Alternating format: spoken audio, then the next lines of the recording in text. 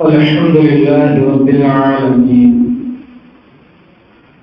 والصلاة والسلام على أشرف المرسلين أشهد أن لا إله إلا الله وحده لا شريك له وأشهد أن محمدا عبده ورسوله أرسله بالهدى ودين الحق ليظهره على الدين كله ولو كره المشركون اللهم صل على محمد وعلى آل محمد كما صليت على إبراهيم وعلى آل إبراهيم إنك حميد مجيد اللهم بارك على محمد وعلى آل محمد كما باركت على إبراهيم وعلى آل إبراهيم إنك حميد مجيد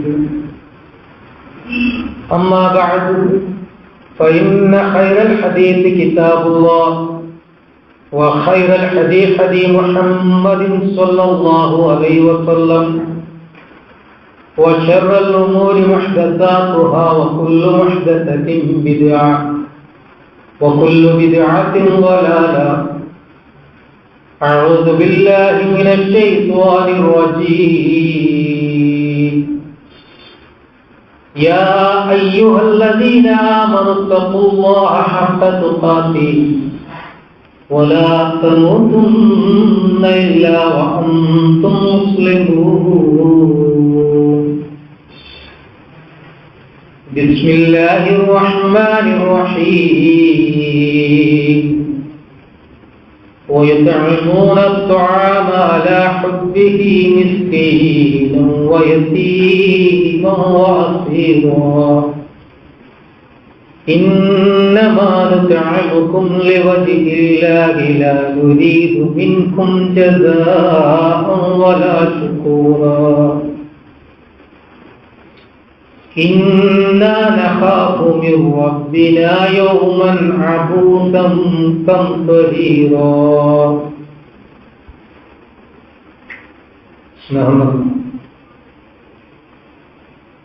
സഹോദരങ്ങളെ സഹോദരന്മാർ, മലിക്കുൽ ജബ്ബാറായ അല്ലാഹുവിന്റെ ആജ്ഞകളും നിർദ്ദേശിക്കുന്നു. നമ്മൾ ഓരോരുത്തരും നമ്മുടെ ജീവിതത്തിന്റെ രഹസ്യത്തിലും പരിശീലിക്കണം. പരമാവധി കാത്തു സൂക്ഷിച്ച് ജീവിക്കണം. വളരെ ഗൗരവത്തിൽ ഓർമ്മപ്പെടുത്തുകയാണ്, ഉണർത്തുകയാണ്, വസിയത്ത് ചെയ്യുക.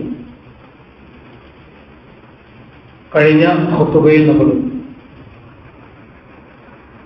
നാളേക്ക് വേണ്ടി സമ്പാദിക്കുന്നതുമായി ബന്ധപ്പെട്ടു ദുനിയാവ് വിട്ട് പോകുന്ന സമയത്ത് നാളെയുടെ ലോകത്ത് വല്ലത് സമ്പാദിക്കണം എന്നുള്ളതിനെ കുറിച്ചാണ് സംസാരിച്ചത്. കഴിഞ്ഞ 2-3 ദിവസങ്ങളായി നമ്മൾ കാണുകയും കേൾക്കുകയും ചെയ്യുന്നു, നമ്മൾ അറിയുന്ന ജീവിത നിലവാരവുമായി ബന്ധപ്പെട്ട് ചില യാഥാർത്ഥ്യങ്ങളിലൂടെ വളരെ വേദനയോട് കൂടിയിട്ട് കാണുകയും കേൾക്കുകയും അതിൽ മനസ്സലിഞ്ഞു നിൽക്കുന്ന ഒരവസ്ഥയിലാണ് നമ്മൾക്കുള്ളത്.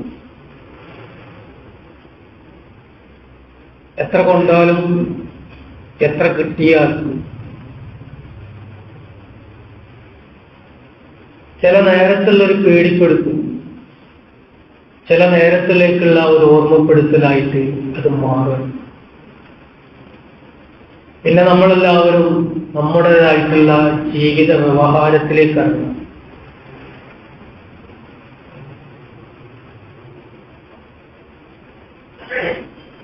ചില വാർത്തകൾ അതിന്റെ വിശദാംശങ്ങളിലേക്കൊന്നും പോകാതെ ഒരുപാട് കണ്ട് പ്രയാസപ്പെട്ടു നിൽക്കുന്ന നമ്മുടെ മനസ്സുകളിലേക്ക് വീണ്ടും ഒരു ഓർമ്മപ്പെടുത്തലില്ലാത്ത, പക്ഷെ നമ്മളൊന്ന് തിരിഞ്ഞു നോക്കും. നമ്മളെല്ലാവരും ഏറെ പ്രതീക്ഷയോട് കൂടിയിട്ട് രാത്രി കടന്നുറങ്ങുമ്പോൾ രാവിലെ എണീറ്റ് പല കാര്യങ്ങളും ചെയ്യാം എന്ന് പ്രതീക്ഷിച്ച് ചെയ്യണമെന്ന് വിചാരിച്ച് തൻ്റെ തലയിലയിലേക്ക് തല അമർത്തി സുഖനിദ്രയിലേക്ക് കിടക്കും. ഒരു പേടി ഉണ്ടാവില്ല. ആ രാത്രി കിടക്കുന്ന സമയത്ത് പ്രാർത്ഥിക്കേണ്ടവർ പ്രാർത്ഥിച്ചിട്ടുണ്ടാവും, അതല്ലാത്തവര് കിടക്കുന്ന രൂപത്തിൽ കിടന്നിട്ടുണ്ടാവും. ആ ആളുകളെയാണ് നമ്മുടെ തൊട്ടടുത്ത പുഴയിൽ നിന്ന് പല രൂപത്തിലായിട്ട് നമ്മൾ പലരും നീന്തിപ്പിടിച്ച് കരക്കെത്തിച്ചു. ഓർക്കുക, നമ്മുടെ ആയുസ്സിന്റെ ബലം എന്ന് പറയുന്നത് അത്രയേ ഉള്ളൂ. നമ്മൾ എത്ര നെഗളിപ്പ് കാണിച്ചാൽ ഒരു രാത്രി നേരം പുലർന്നപ്പോഴേക്ക് പല രൂപത്തിലുള്ള കഷ്ണങ്ങളാക്കി തിരിക്കാൻ റബ്ബിന് സാധിച്ചിട്ടുണ്ടെങ്കിൽ ശരീരത്തിൽ ഉടുതുണി പോലും ഇല്ലാതെ എല്ലാം അവശേഷിച്ച് ഒരാൾ പറഞ്ഞത്, ഇനി ഞാൻ എന്തിനാ ജീവിക്കുന്നു? എന്റെ വീട്ടിലുണ്ടായിരുന്ന 10-12 പവൻ തലേ ദിവസം ഏലം വിറ്റ് കിട്ടിയിട്ടുള്ള 7 ലക്ഷം രൂപ, ഇതൊക്കെ പോയി, എല്ലാം പോയി, ഒന്നുമില്ല. എല്ലാ നിലക്കുള്ള എല്ലാവിധ പ്രയാസത്തോടു കൂടിയിട്ട് നമ്മൾ എത്ര തന്നെ ഉണ്ടാക്കി വെച്ചാൽ ആ ഉണ്ടാക്കി വെച്ചത് നമുക്ക് ഉപകാരമില്ലെങ്കിൽ ഓർക്ക് ശരിക്കും നമ്മുടെ കയ്യിലുള്ള കടലാസുകൾക്ക്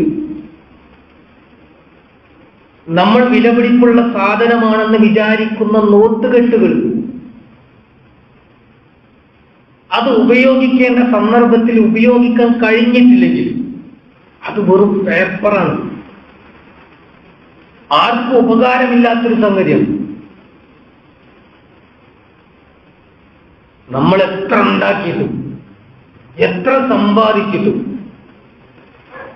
7 ലക്ഷം തൻ്റെ വീട്ടിലേക്ക് കൊണ്ടുപോയി വെച്ച അയാൾക്കൊരു കാഴ്ചപ്പാടുണ്ട് നാളെയെക്കുറിച്ച്, ഇന്നത്തെ ദിവസത്തെക്കുറിച്ച്. ആ പണം എന്ത് ചെയ്യണമെന്നുള്ളത് അത് അയാൾക്ക് കിട്ടാതെ പോയിട്ടുണ്ടെങ്കിൽ എന്തിനാ നമ്മളൊക്കെ ഇങ്ങനെ കഷ്ടപ്പെടുന്നു? ആർക്ക് വേണ്ടിയാണ് നമ്മളൊക്കെ ഇങ്ങനെ അധ്വാനിച്ചു കൊണ്ടിരിക്കുന്നത്? വാങ്ങിക്കൂട്ടിയ വസ്ത്രങ്ങൾ പോലും ശരീരത്തിലില്ല. ഉണ്ടോ? ശരീരത്തിന്റെ പല ഭാഗങ്ങൾ വേർപെട്ടു അല്ലേ? ആ രൂപത്തിലുള്ള ചേതനേറ്റ ശരീരങ്ങളാണ് നമ്മൾ കണ്ടത്. റബ്ബ് നമ്മെ നമ്മുടെ കുടുംബത്തിൽ അത്തരം ദുരന്തങ്ങളിൽ നിന്ന് കാത്തുരക്ഷിക്കുമാറാണ്. പടച്ചറപ്പ് ഓർമ്മപ്പെടുത്തുന്ന ഒരു കാര്യം പലപ്പോഴും നമ്മൾ പഠിച്ചതാണ്. വഹറൽ ഫസാദു ഫിൽ ബർരി വൽ ബഹർ ബിമ കസബത്ത് ഐദിന്നാസ്. മനുഷ്യരെ നിങ്ങൾ പ്രവർത്തിച്ചത് കൊണ്ടാണ്, നമ്മുടെ ഓരോരുത്തരെയും കരങ്ങൾ പ്രവർത്തിച്ചത് കൊണ്ടാണ് കരയിലും കടലിലും പ്രയാസങ്ങൾ ഉണ്ടാകുന്നത്. ആ പ്രയാസങ്ങൾ ഉണ്ടാകുക മാത്രമല്ല, നീ ഉദയക്കഹും നിങ്ങളൊന്ന് രുചിച്ചു നോക്കണം. കാരണം അത്രക്ക് തോന്നിവാസമാണ് ഓരോ പ്രകൃതിയോടും ഓരോ മനുഷ്യർ ചെയ്തുകൊണ്ടിരിക്കുന്നത്. എന്നിട്ട് റബ്ബ് പറയുന്ന അവസാനിപ്പിക്കുന്ന ഒരു ഭാഗമുണ്ട്,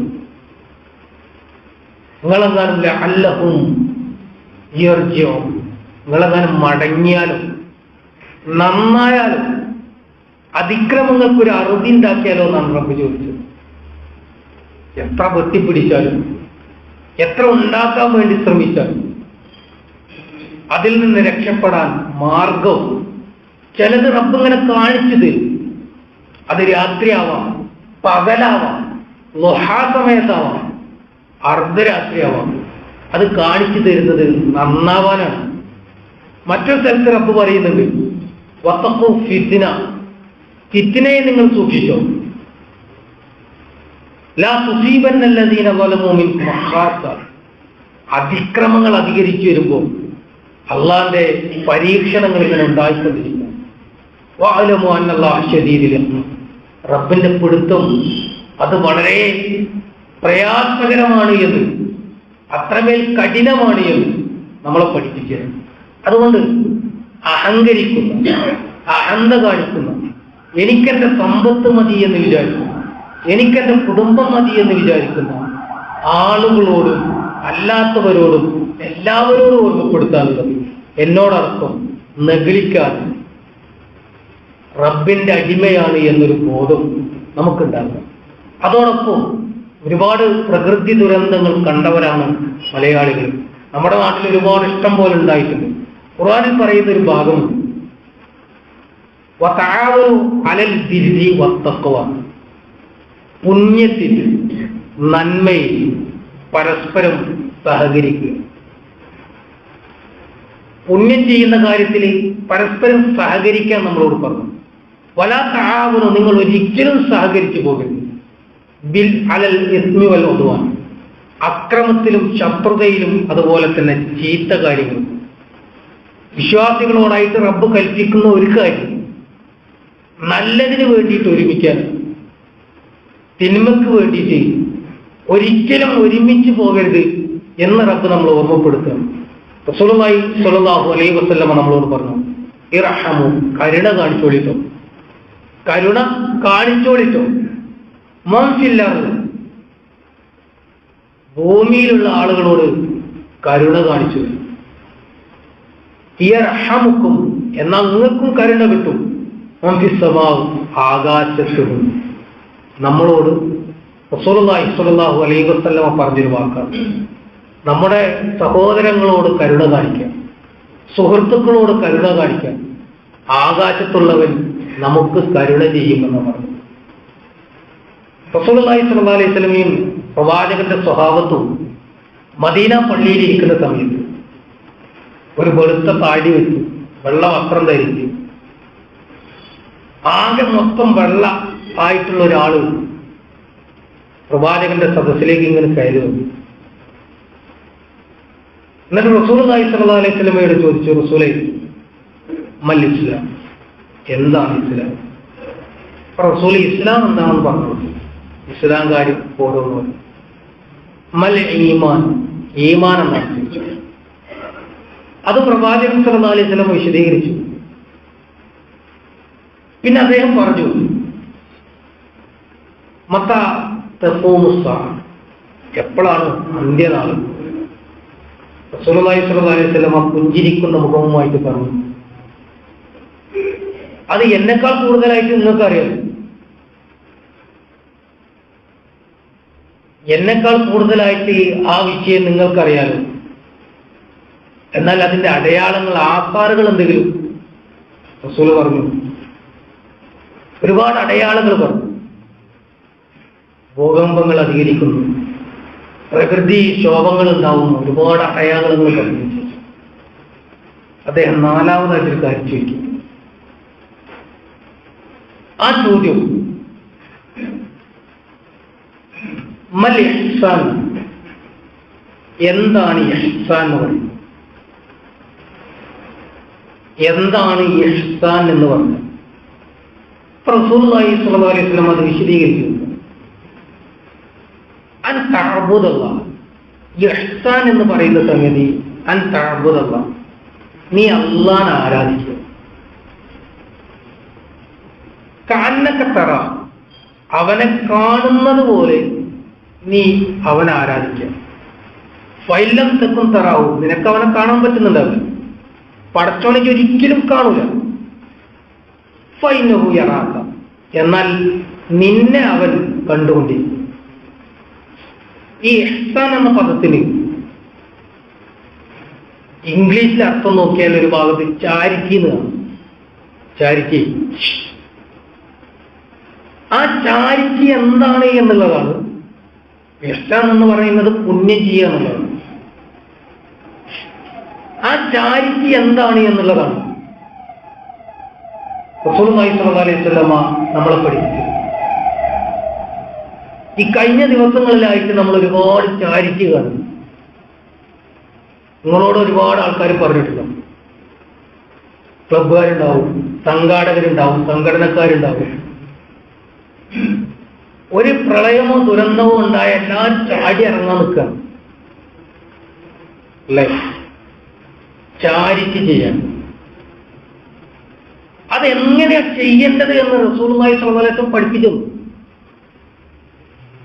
അതിങ്ങനെ ചെയ്യുന്നത് 4 ഭാഗത്ത് ക്യാമറ ഇങ്ങനെ ഫിറ്റ് ചെയ്തിട്ട് അതിലേക്ക് ഇങ്ങനെ എടുത്തതിന് ശേഷം ഞങ്ങൾ ഇത്ര പിരിച്ചു, ഞങ്ങൾ ഇത്ര ഉണ്ടാക്കി എന്ന് പറയാനല്ലതോ, അതിനല്ല ചാരിറ്റി ചെയ്യാൻ പറഞ്ഞു. നീ ചാരിറ്റി ചെയ്യുന്ന സമയത്ത് ഓരോരുത്തരും അതൊരു ആരാധനയായിട്ട് കാണും.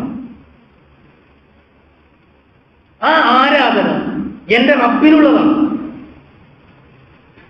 അതാര് ചെയ്യണം? അതെന്റെ റബ്ബിനുള്ളതാണ്. ഞാൻ അവനെ കാണുന്നില്ല, പക്ഷെ ഞാൻ ചെയ്യുന്ന അമൽ ഓരോന്നും അവൻ കണ്ടുകൊണ്ടിരിക്കുകയാണ്. ചാരിറ്റിക്ക് ബക്കറ്റ് പിരിക്കാൻ നല്ല സുഖമാണ്. നാട്ടാരെ കീശയെന്ന് തിരിച്ചു വാങ്ങാൻ, അവനാന്റെ കീശയെന്ന് അതിൽ നിന്ന് എന്ത് വീണു എന്നുള്ളതിനെ കുറിച്ച് ചിന്തിക്കണം. ആ ചിന്ത നടക്കുമ്പോഴാണ് താനൊരു ചാരിറ്റി പ്രവർത്തകനാണോ എന്നുള്ളത് മനസ്സിലാവുള്ളൂ. അല്ലാതെ ആളുകളുടെ ഷെയറിന് വേണ്ടിയിട്ട് നമ്മളൊരിക്കലും ചെയ്യരുത്. പിന്നെ അതിൻ്റെ ഇടയിൽ കുറെ ആളുകളുണ്ട്, ഈ ഛർദിച്ചത് തിന്നുന്ന ആൾക്കാരുണ്ട്.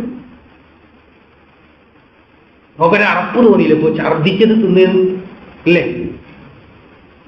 അങ്ങനെ ഒരു അറപ്പ് തോന്നിയല്ലോ ആ വാക്ക് കേട്ടപ്പോ. കഴിഞ്ഞ 2-3 ദിവസമായിട്ട് ചില ആളുകൾ പറയുന്നത്, ഒരു നാട്ടിലെ ദുരന്തം നടന്ന ആ ദുരന്തത്തിന്റെ പ്രയാസം കണക്കിലെടുത്ത് അവരെ കൊണ്ട് ആയിട്ടൊന്നുമല്ല, എന്നാലും എന്നെ കണ്ട് ആവുന്നത് മുഴുവനായിട്ടും അവർക്ക് കൊടുക്കണം എന്നുള്ളൊരു വികാരവും വന്നതുകൊണ്ട് പലരും കൊടുത്തു പോവുകയാണ്. 3, 4, 5, 6, 7 വാഹനങ്ങളിൽ കയറ്റി അവിടേക്ക് പോവാണ്. ഇന്നലെ വാർത്ത കണ്ട നിങ്ങൾക്കറിയാം, നമ്മുടെ നാട്ടിൽ കപ്പ് കേക്ക് എന്ന് പറയുന്ന സാധനമുണ്ടല്ലോ, അത് വളരെ ആർത്തിയോട് കൂടിയിട്ട് ഒരു ചെറു പൈതൽ തിന്നുന്നത് കണ്ടു നിൽക്കാനാവില്ല. അത്രമേൽ പ്രയാസത്തോട് കൂടിയിട്ടാണ് അവനത് ആർത്തിയോട് കൂടി അതിലുണ്ടായിരുന്ന ആ കപ്പിൽ ഇങ്ങനെ ഒട്ടിപ്പിടിച്ചിരുന്നത് പോലും ഇങ്ങനെ നക്കി തിന്നുന്നത് കാണുമ്പോൾ അല്ലാണ്ട് മനസ്സ് പൊട്ടും. അതാണ് ചില ആളുകൾ തങ്ങളുടെ വാഹനത്തിൽ കയറ്റി തങ്ങളുടെ കുടുംബത്തിൽ കൊണ്ടുപോകുന്നത് ഇല്ലേ? ആലോചിച്ചു. അതിലേറെ നല്ലത് സ്വന്തം വായിൽ കൈയിട്ടിട്ട് അതാണ് ഛർദ്ദിച്ചിട്ട് അതാണ് തിന്നുക. എത്ര പ്രയാസം ഉണ്ടാവില്ല. സന്നദ്ധ സേവകരായിട്ട് ഇറങ്ങുന്ന ഓരോരുത്തരോടാ പറയുന്നത്, തങ്ങളുടെ കീശയിലേക്ക് തങ്ങളുടെ വക്കറ്റിലേക്ക് വീണ് കിട്ടുന്ന നാണയത്തുട്ട് പോലും അനർഹമായിട്ടത് കൈകൊണ്ട് തൊട്ടാൽ നാളെ റബ്ബിന്റെ കോടതിയിൽ സമാധാനം പറയേണ്ടി വരും കേട്ടോ. അതിന് ധൈര്യമുള്ളവർ മാത്രം തിരിച്ചാൽ മതി. അവിടേക്ക് എത്തിക്കും എന്നുള്ള ഉറപ്പുള്ളവർ മാത്രം, അതർഹരായവരിലേക്ക് മാത്രമേ എത്തൂ എന്ന് വിചാരിക്കുന്നവർ മാത്രം ചെയ്താൽ മതി, പിരിച്ചാൽ മതി. ഞങ്ങളും പിരിച്ചിരിക്കുന്നു എന്ന് പറയാം. ഒരാളും പിരിക്കണ്ട, ഒരാളും അതിൽ ഇറങ്ങിത്തിരിക്കണ്ട. കാരണം അത് അവരന്റെ മുതലാണ്. അതുകൊണ്ടാണല്ലോ മഹാനായ അമീറുൽ മുഅ്മിനീന്റെ അടുത്ത് ഒരാൾ വരുന്നത് തന്റെ കേസ് പറയാൻ. ഒരാൾ വരികയാണ്. ആ സമയത്ത് ഒരു തിരുനാളത്തിന്റെ വട്ടത്തിലിരുന്ന് ഇങ്ങനെ കണക്കെഴുതിക്കൊണ്ടിരിക്കുകയാണ് ഉമർ ഇബ്നുൽ ഖത്താബ് റളിയല്ലാഹു അൻഹു. അദ്ദേഹം വന്നു, അമീറിനോട് സലാം പറഞ്ഞു, സലാം അടക്കി. അമീർ സലാം അടക്കിയതിന് ശേഷം വളക്കൾ കെടുത്തി. എന്ത് പണി അമീർ ഞങ്ങൾ ചെയ്തത്? ഇരുട്ടത്തിരുന്നാണ് സംസാരിക്കുന്നത്. അമീർ മുഅ്മിനീൻ ചോദിക്കുന്നൊരു ചോദ്യമുണ്ട്, എന്റെ വ്യക്തിപരമായിട്ടുള്ള കാര്യത്തിനാണോ, എന്റെ പ്രജകളുടെ കാര്യത്തിനാണോ നീ വന്നിട്ടുള്ളത്? എന്റെ വ്യക്തിപരമായിട്ടുള്ള കാര്യം. അപ്പൊ അമീറുൽ മുഅ്മിനീൻ വിശ്വാസികളുടെ നേതാവ് കൊടുക്കുന്നൊരു മറുപടി ഉണ്ട്, ഈ തിരി പൊതു സ്വത്താണ്, പൊതു സമ്പത്താണ്. നാളെ റബ്ബിന്റെ കോടതിയിൽ ഞാൻ ഇതിന് മറുപടി പറയേണ്ടി വരും. ഒരു വിളക്കിന്റെ തിരി കത്തിക്കണീന്ന് തൊട്ടപ്പുറത്തുനിന്ന് സ്വന്തം ചെലവിലുള്ള വിളക്ക് വലിച്ചെടുത്ത് എന്നിട്ട് അത് കത്തിക്കും. ആ ഭയം എന്തുകൊണ്ടാണെന്നറികള്, അൻ തഅബുദുല്ലാഹ കഅന്നക തറാഹു ഫഇൻ തകുൻ തറാഹു ഫഇന്നഹു യറാക. ഞാൻ എന്റെ റബ്ബിനെ കാണുന്നില്ലെങ്കിലും എന്റെ ചലനങ്ങൾ എന്റെ റബ്ബ് അറിയുന്നുണ്ട്. എത്രയും പിരിക്കുക, പക്ഷെ പിരിക്കുന്നത് അതിലേക്ക് വീഴുന്ന ഓരോ തുട്ടുകളും എന്റെ റബ്ബ് അറിയുന്നു.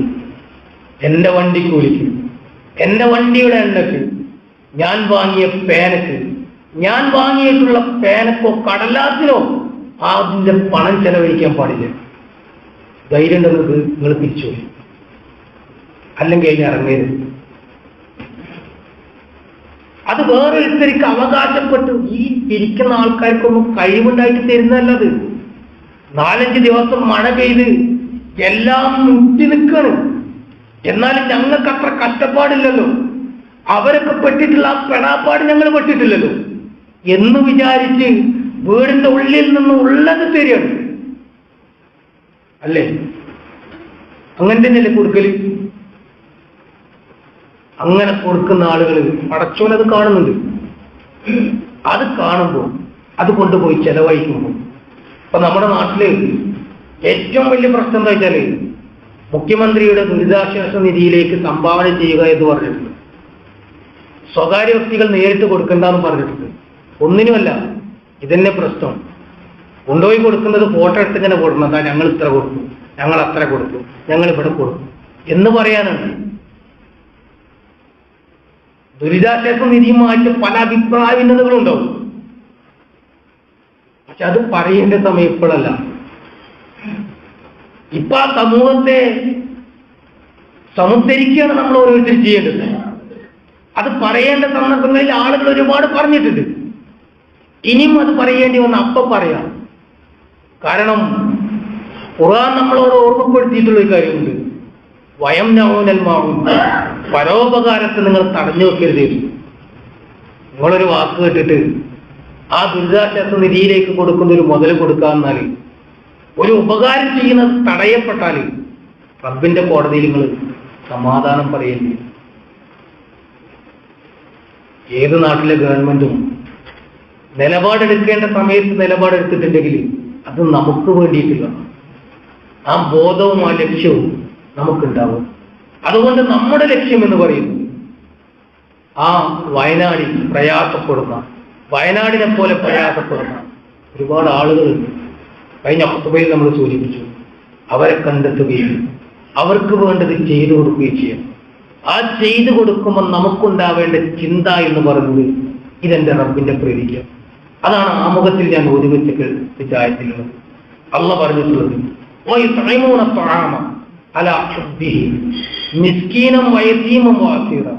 ചില ആളുകളുണ്ട് അവർ ഭക്ഷണം കൊടുക്കും, പാവപ്പെട്ടവരും അഗതിക്കും പ്രയാസപ്പെടുന്നവർക്കും ഭക്ഷണം കൊടുക്കും, എല്ലാവർക്കും കൊടുക്കുന്നുണ്ടാവും. പക്ഷേ അവരുടെ ഉള്ളിലൊരു വിചാരം, ഇന്നമാ വെക്കും. അവർ ഭക്ഷണം കൊടുത്ത് ഭക്ഷണം തീറ്റുന്നതുണ്ടല്ലോ, ഫോട്ടോ എടുക്കാനല്ല, വാട്സപ്പിൽ പ്രചരിപ്പിക്കാനല്ല, ഫേസ്ബുക്കിലിടാനല്ല, ഇൻസ്റ്റാഗ്രാമിലിട്ട് ഏറ്റവും കൂടുതലായിട്ട് ലൈക്ക് കിട്ടാനല്ല, അതിലൂടെ കോടികൾ സമ്പാദിക്കാനല്ല. ഇന്നമാന്ന് പ്രായമുക്കും അവർ ഉദ്ദേശിക്കുന്നത് വജിഹില്ല, അള്ളാന്റെ പ്രീതിയാണ്. ലാനുരീതമിൻകുമ്പവർ ഒന്നും അവർക്ക് വേണ്ട. ജസാം വലാ ശുക്കൂറെന്ന ഒരു നന്ദി വാക്ക് പോലും വേണ്ട, അതും കൂടി കേൾക്കാൻ നിൽക്കൂല. അങ്ങനെയുള്ള ഒരുപാട് ആളുകളുണ്ട്. അതുകൊണ്ടാ എന്റെ കടയിൽ ഇത്ര സാധനമുണ്ട്, ഇത് മുഴുവനായിട്ട് കൊടുക്കുക എന്ന് പറയുന്നത് ഒരാളെ നന്ദി ഉദ്ദേശിച്ചിട്ടില്ല, ഒരാളെ പ്രീതി ഉദ്ദേശിച്ചിട്ടില്ല, റബ്ബിന്റെ പ്രീതി മാത്രം ഉദ്ദേശിച്ചില്ല. നോക്കണങ്ങൾ, ചില ആളുകൾ മൃഗങ്ങളെ പോലും നാണിപ്പിക്കുന്ന രൂപത്തിലാണ് സോഷ്യൽ മീഡിയയിൽ ചർച്ച ചെയ്യുന്നത്. ഒരമ്മ പറയുന്നുണ്ട്, ഞാന് വീടിന്റെ മേലെ വരെ വെള്ളെത്തിയിട്ട് ഞാനും എന്റെ കുട്ടിയുമായിട്ട് ഇങ്ങനെ പോകുമ്പോൾ പോയി പെടുന്നത് ഒരാനന്റെ മുന്നിലാണ്. ശ്രദ്ധിച്ചു, ഒരാനന്റെ മുന്നിലാണ് ഞങ്ങൾ പെടുന്നത്. അതിന്റെ മുന്നിൽ ഇങ്ങനെ ഇരുന്നിട്ട് ആ ആനക്ക് ദയ തോന്നിയിട്ട് ഞങ്ങൾ രക്ഷപ്പെടുകയാണ്. അതിന്റെ വാക്കുകൾ ഒരുപാടുണ്ട്. പക്ഷേ അതിനേക്കാൾ മോശമായിട്ടല്ല ചില ആളുകൾ പറയുന്നത്. ഒരമ്മ പറയാണ്, എനിക്കിതാ ചെറിയൊരു കുട്ടിയുണ്ട്, അവിടെ ചെറിയ കുട്ടികളുണ്ടെങ്കിൽ അവർക്ക് ആ മുലപ്പാൽ കൊടുത്തോളാം. നമ്മുടെ ആൾക്കാരെ കമന്റ് എന്താണ്, ഈ മിമ്പറിനത് പറയാൻ പറ്റില്ല. അത്രക്ക് ദുഷിച്ചു നാറിയിട്ടുള്ള മനസ്സുള്ള ഓരോരുത്തരും എന്തവരൊക്കെ ചെയ്യും. അത്രയൊക്കെ തരം താന്നു പോകുന്ന നമ്മൾ എന്തിനാ ജീവിക്കുന്നു? എന്ത് മനുഷ്യനാണ്? ആ ആന ആ സ്ത്രീയോട് കാണിച്ചിട്ടുള്ള ദയ പോലും നമ്മുടെ ഹൃദയത്തിലില്ലെങ്കിൽ എന്തിനാക്കി നമ്മൾ ജീവിക്കുന്നു? ഒരു നാടിന്, ഒരു കുടുംബത്തിന്, ഒരു സമൂഹത്തിന് ഉപകാരമില്ലാതെ എന്തിനാ ജീവിക്കുന്നത്? ഒന്നും ആലോചിക്കുന്നത് നല്ലതാണ്. ഇതിൽ പോലും വർഗീയത കാണുന്നു, അതിൽ പോലും രാഷ്ട്രീയ ലാഭം കൊയ്യാൻ നിൽക്കുന്നത് ഒക്കെ മനസ്സിലാക്കിക്കോ. ഇതൊന്നുമല്ല ചാരിറ്റി എന്ന് പറയുന്നു, ഇതൊന്നുമല്ല സഹായം എന്ന് പറയുന്നു. സഹായം എന്ന് പറയുന്നത് റബ്ബിന്റെ പ്രീതിയാണ്. ഒരു വിശ്വാസിയെ സംബന്ധിച്ചിടത്തോളം അതായിരിക്കണം ചിന്ത. ആ ചിന്തയിലൂടെ ആയിരിക്കണം നമ്മൾ ഓരോരുത്തരും വളരേണ്ടത്. എങ്കിലേ നമ്മുടെ അമലുകൾ സ്വീകരിക്കപ്പെടുള്ളൂ. അന്താളിപ്പിൽ കൊതിച്ചു കൂത്താടി അർമാദിച്ച് നടക്കുന്ന ഓരോരുത്തരും മനസ്സിലായിക്കോ, ഒരു രാത്രി കൊണ്ട്, ചെറിയ സമയം കൊണ്ട് റബ്ബ് ഇങ്ങനെയൊക്കെ കാണിച്ചിട്ടുണ്ടെങ്കിൽ അത്രയൊന്നും ആവശ്യമില്ല നമ്മളെ ഓരോരുത്തരെയും കൊണ്ടുപോകാൻ എന്നുള്ള ചിന്ത നമുക്കുണ്ടാവുക. അല്ലാഹു വിശ്വാസികളിൽ നമ്മൾ ഓരോരുത്തരെയും ഉൾപ്പെടുത്തി അനുഗ്രഹിക്കുമാറാവട്ടെ.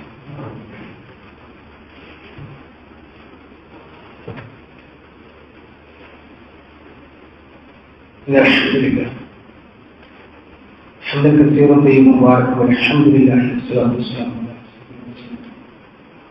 وعلى آله وصحبه أجمعين. ഒരിക്കൽ കൂടി അല്ലാഹു സൂക്ഷിച്ച് ജീവിക്കണം. സ്വന്തം നഫ്സിനോടെന്ന പോലെ നമ്മൾ ഓരോരുത്തരോടും ഉണർത്തുകയാണ്, ഓർമ്മപ്പെടുത്തുകയാണ്. നമ്മൾ സൂചിപ്പിച്ചു നമ്മുടെ ചില വാക്കുകൾ, പ്രവൃത്തികൾ അതൊക്കെ പറയേണ്ട സന്ദർഭങ്ങളിൽ പറയും. ഒരു നാട് പ്രകൃതിപരമായിട്ടുള്ള പ്രയാസങ്ങൾ അനുഭവപ്പെട്ടുകൊണ്ടിരിക്കുന്നു. പലതരത്തിലുള്ള രാഷ്ട്രീയ ചിന്തകളും വൈകാരികമായിട്ട് ഉപയോഗിക്കുന്ന ആളുകളൊക്കെ ഉണ്ടാവും. അതൊക്കെ ഒന്ന് ഒതുക്കി വെക്കണം. അതുകൊണ്ടാണല്ലോ പ്രതിപക്ഷ നേതാവ് വരെ അവിടെ പോയിട്ട് ഇപ്പം നമ്മൾ ചിന്തിക്കേണ്ടത്. ഞാനത് അങ്ങനെ പറയാൻ കാരണം എന്തിനാണ്, ഇപ്പം നമ്മുടെ നാടിന്റെ പ്രശ്നം ഇവിടെ രാഷ്ട്രീയപരമായിട്ടല്ല സംസാരിക്കും. അതിനുശേഷം വേണുഗോപാൽ അല്ലേ ഇതേ രൂപത്തിൽ സംസാരിക്കും. ഇങ്ങനെ പേരെടുത്ത് പറയാൻ പറ്റില്ല, പക്ഷെ ഞാനത് പറയാനുള്ള കാരണങ്ങളൊക്കെ ഈ സാധനം ഉപയോഗിക്കുന്നു. നമുക്ക് വേണ്ടാത്ത സംഗതിക്ക് ഇതിൽ വരും. പക്ഷെ ഇപ്പൊ ഈ സമയത്ത് സഹോദരങ്ങളെ, സഹോദരിമാരെ, ആ രൂപത്തിലുള്ള കമാൻഡറി പറഞ്ഞ് സമയം ചെലവാക്കേണ്ടവരെല്ലാം സഹായിക്കാൻ സന്നദ്ധരുള്ളവരെ സഹായിക്കുക. അതിനുതകുന്ന രൂപത്തിൽ എന്തൊക്കെ നമ്മളെ കൊണ്ട് പറ്റുമോ അത് ചെയ്യും. ഒരിക്കലും പഴകി പോയിട്ടില്ല. നമ്മൾ എടുത്ത് ഒഴിവാക്കിയിട്ടുള്ള സാധനങ്ങളൊന്നും കൊടുക്കുക. ഈ ദുരന്തം നമ്മളെടുത്താ വന്നതെന്ന് വിചാരിക്കുക. ഒന്ന് ആലോചിക്കുന്നത് നല്ലതാണ്. നമ്മളൊക്കെ കൊടുക്കുമ്പോഴേ ഈ ദുരന്തം നമ്മളെടുത്ത് കൂടെ വന്നിട്ട് വേറെ ഓരോരുത്തർ ഇട്ട് ഒഴിവാക്കിയിട്ടുള്ള ഡ്രസ്സും സാധനങ്ങളൊക്കെ നമുക്ക് കൊണ്ടുത്തരുന്ന ചെയ്യും. ഒന്നും ഇടാലും നിങ്ങൾ ഇടോ? അതൊന്നും ആലോചിച്ചാൽ പോലും. നിങ്ങളെ പേരയിൽ കുറെ മറ്റേ വേസ്റ്റ് ഉണ്ടെന്ന് വിചാരിച്ചിട്ടൊക്കെ ഇത് ഇവിടെ കൊണ്ടുപോകാനുള്ള ഒരു ഏർപ്പാടാക്കും. നിങ്ങൾ ഒരിക്കലും ചെയ്യരുത്.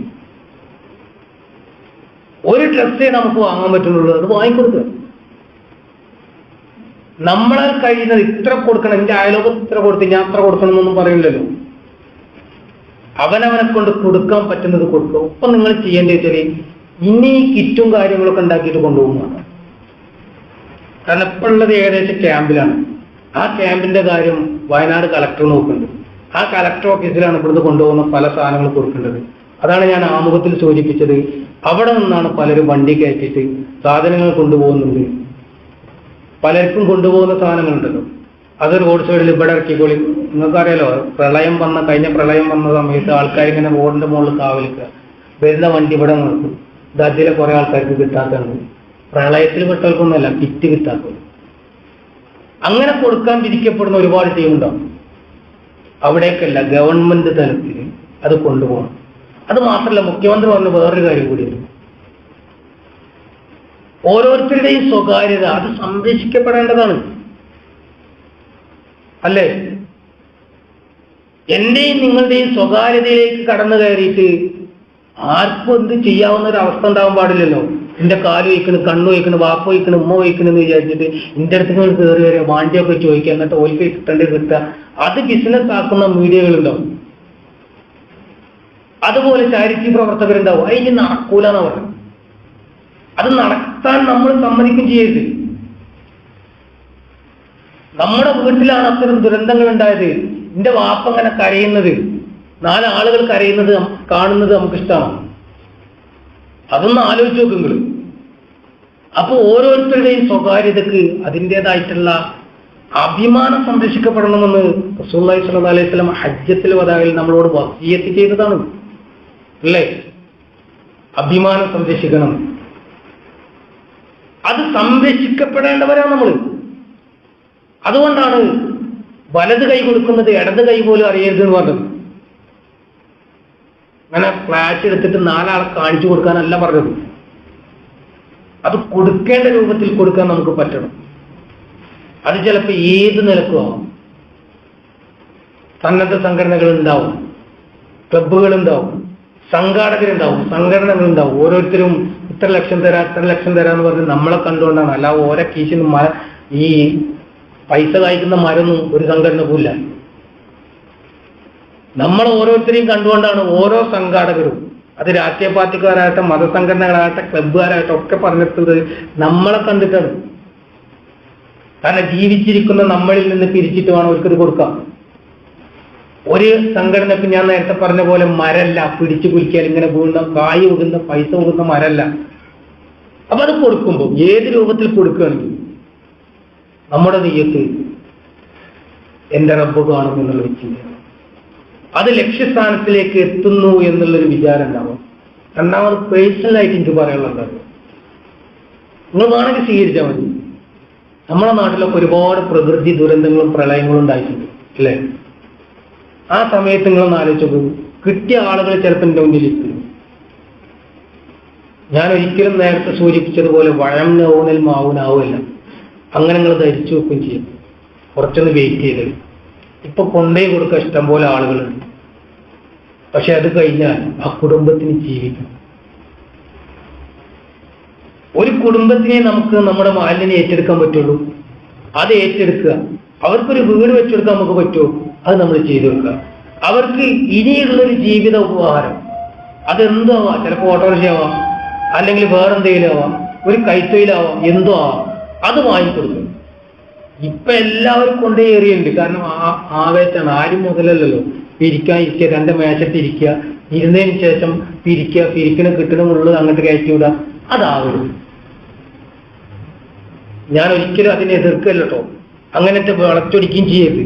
അതിനാണ് ആദ്യം മുതൽ A to Z വരെ ഓരോ കാര്യങ്ങളും പറഞ്ഞു തന്നു. കുറച്ച് വെയിറ്റ് ചെയ്തിട്ട് കിട്ടാത്തവർക്ക് ഒരു വീട് വെച്ച് കൊടുക്കാൻ നമുക്ക് പറ്റിയാൽ അത് നമ്മൾ ചെയ്തു കൊടുക്കും. ഒരു കുടുംബത്തിനെ ഏറ്റെടുത്ത് അവരെ സംരക്ഷിക്കാനും വേണ്ട 2 കുട്ടികളെ ഏറ്റെടുത്ത് പഠിപ്പിക്കുന്ന കാര്യം നിങ്ങൾക്ക് ഏറ്റെടുക്കാം. ഒരു മാലിന്യം ഏറ്റെടുത്താലോ, ആ 2 കുട്ടികളുടെ പഠന കാര്യം ഞങ്ങൾ ഏറ്റു എന്ന് പറയാലോ. അങ്ങനെയൊക്കെ നിങ്ങൾ ഒന്ന് ആലോചിക്കുക. എന്നിട്ട് അതുമായിട്ട് മുന്നോട്ട് നീങ്ങുക. നമ്മുടെ ജീവിതത്തിൽ നമ്മളാൽ കഴിയുന്നത് മുഴുവനായിട്ട് ചെയ്യുക. കാരണം നാളെ നമുക്കും അത് വിധി വരും. വരാതിരിക്കട്ടെ. റബ്ബിനോട് പ്രാർത്ഥിക്കുക. അള്ളാഹുവിനോട് മനമൊരുക്കി നമ്മൾ ഓരോരുത്തരും പ്രാർത്ഥിക്കുക. മഴ ശക്തമാകുമ്പോൾ, പ്രയാസങ്ങൾ ഉണ്ടാകുമ്പോൾ അതിന്റെ ശരീരത്തിൽ നിന്ന് രക്ഷക റബ്ബിനോട് നിരന്തരമായിട്ട് പ്രാർത്ഥിച്ചുകൊണ്ടിരിക്കും. അള്ളാഹു നമ്മെ നമ്മുടെ കുടുംബത്തെ കാത്തു സംരക്ഷിക്കുന്നതാണ്. അറിഞ്ഞും മര്യാദയും ചെയ്തു പോയിട്ടുള്ള എല്ലാ ചെറുതും വലുതുമായിട്ടുള്ള തെറ്റുകളും കുറ്റവും റബ്ബ് നമുക്ക് വിട്ടുപുറത്ത് മാപ്പാക്കി നമ്മെ നമ്മുടെ കുടുംബത്തെയും കാത്തു സംരക്ഷിക്കുന്നതാണ്. എല്ലാവിധ പ്രയാസങ്ങളും തൊട്ടും അള്ളാഹു നമ്മെ നമ്മുടെ കുടുംബത്തെയും കാത്തു സംരക്ഷിക്കുന്നു.